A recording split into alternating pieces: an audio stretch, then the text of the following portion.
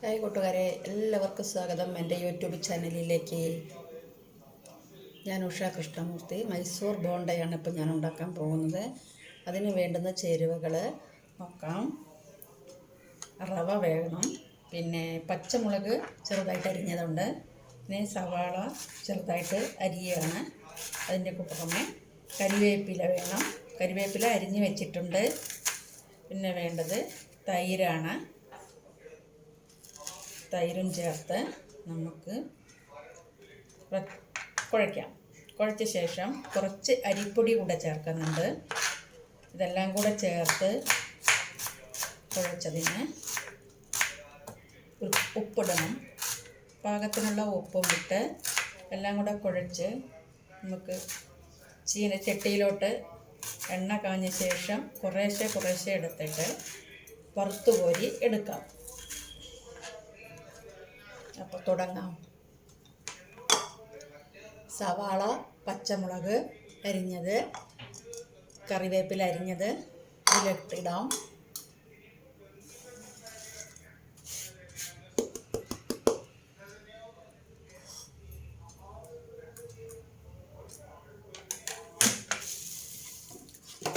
അപ്പോൾ തുടങ്ങാം. റവ എടുത്തിട്ട് വരാം. ഒരു 1/2 ടീസ്പൂൺ ഉപ്പിടുന്നുണ്ട്.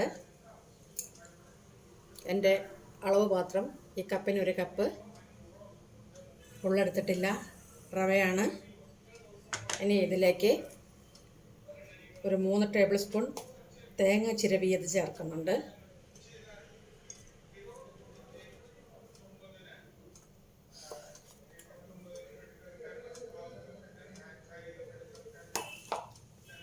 നമുക്ക് തൈര് ഒഴിക്കാം. തൈര് ഒരു 3 ടേബിൾ സ്പൂണാണ് ഒഴിച്ചത്. ഇനി നമുക്കിതെല്ലാം കൂടെ ഒന്ന് മിക്സ് ചെയ്യാം. എന്നിട്ട് ആവശ്യത്തിന് വീണ്ടും തൈര് ഒഴിച്ചു കൊടുത്തിട്ട് കൂട്ടി യോജിപ്പിക്കാം. ഒഴിച്ചിരിക്കുന്നത് ഉപ്പ്, റവ, പച്ചമുളക്, കറിവേപ്പില, സവാള അരിഞ്ഞത്, പിന്നെ തൈര് എല്ലാം കൂടെ ഒന്ന് യോജിപ്പിച്ചു. ബാക്കി തൈരൂടെ ഒഴിച്ചു കൊടുക്കാം.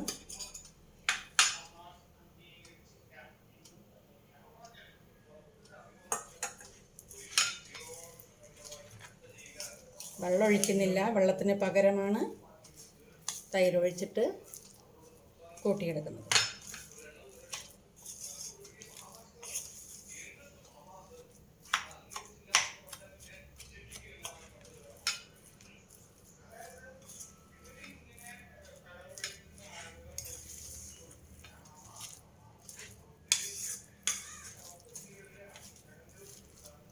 കുറച്ചുകൂടെ വേണം.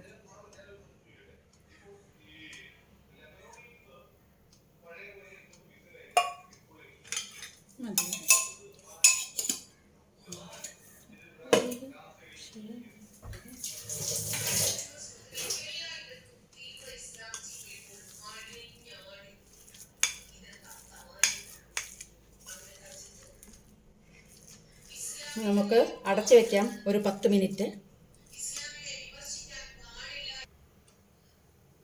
ചട്ടി വെച്ചിട്ടുണ്ട്, ചീനച്ചട്ടി വെച്ചിട്ടുണ്ട്.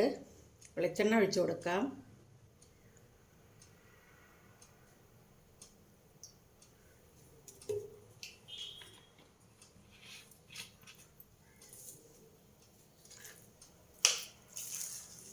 ഇതാണ് നമ്മുടെ മാവ്, മൈസൂർ ബോണ്ടയുടെ മാവ്.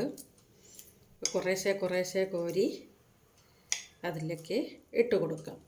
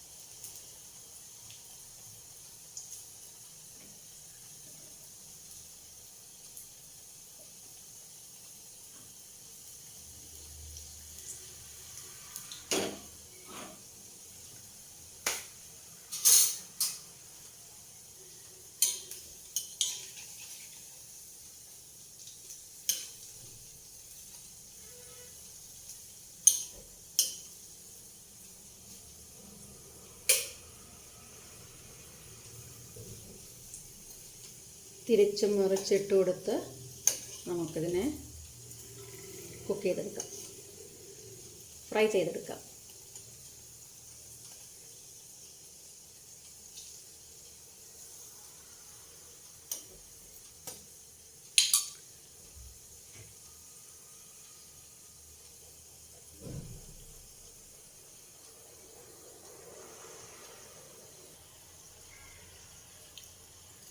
മൈസൂർ ബോണ്ട റെഡിയായിക്കൊണ്ടിരിക്കുന്നു. ബ്രൗൺ കളറാകുന്നവരെ നമ്മൾ വറക്കണം. മധുരമില്ലാത്ത നല്ല ടേസ്റ്റിയായ ഒരു വിഭവമാണ് മൈസൂർ ബോണ്ട.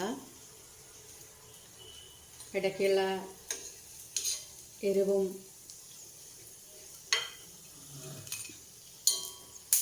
തേങ്ങാക്കൊത്തിൻ്റെ കടിയെല്ലാം ഉണ്ട്. തേങ്ങ ചിരവി ഇടുന്നതും തേങ്ങ കൊത്തായിട്ട് ഇടുന്നതും എല്ലാം ഒരുപോലെ തന്നെ. എങ്ങനെയായാലും അവനവരുടെ ഇഷ്ടത്തിനനുസരിച്ച് ഇടാം.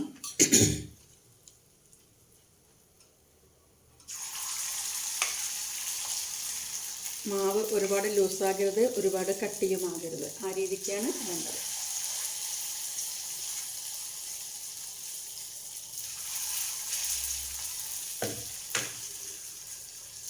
റവ ആയതുകൊണ്ട് നമ്മൾ മാവ് കൂട്ടി വെച്ച് കുറച്ച് സമയം കഴിയുമ്പം വീണ്ടും അത് കട്ടിയായിക്കൊണ്ടിരിക്കും.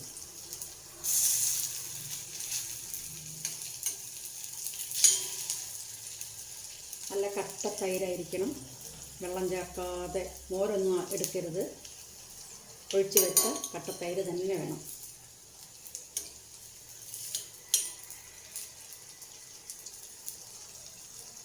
പിന്നെ ഇതിൽ ഉഴുന്ന് ചേർക്കാം കേട്ടോ.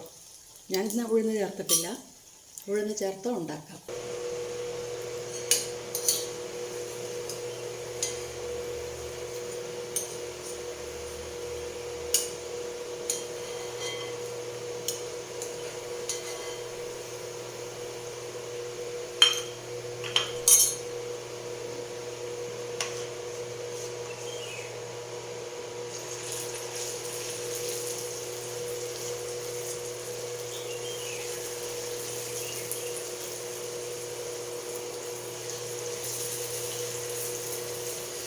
അങ്ങനെ നല്ല രുചികരമായ സ്നാക്ക് റെഡിയായി.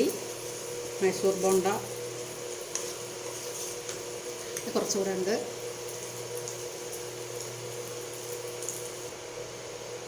ഈ വീഡിയോ കാണുന്ന എല്ലാവരും എൻ്റെ ചാനലൊന്ന് സബ്സ്ക്രൈബ് ചെയ്യണേ. ഇഷ്ടമായാൽ ലൈക്കും കമൻറ്റും ഒന്ന് ഷെയറൂടെ ചെയ്തേക്കുക. അങ്ങനെ നമ്മുടെ പുറമേ ക്രിസ്പിയും അകത്ത് ജ്യൂസിയുമായിട്ടുള്ള മൈസൂർ ബോണ്ട റെഡി ആയിട്ടുണ്ട്. അപ്പോൾ എല്ലാവർക്കും നോമ്പ് തുറക്കാൻ നേരത്തേക്ക് ഉള്ള ഒരു ലഘു കടി ഉണ്ടാക്കിയിട്ടുണ്ട്.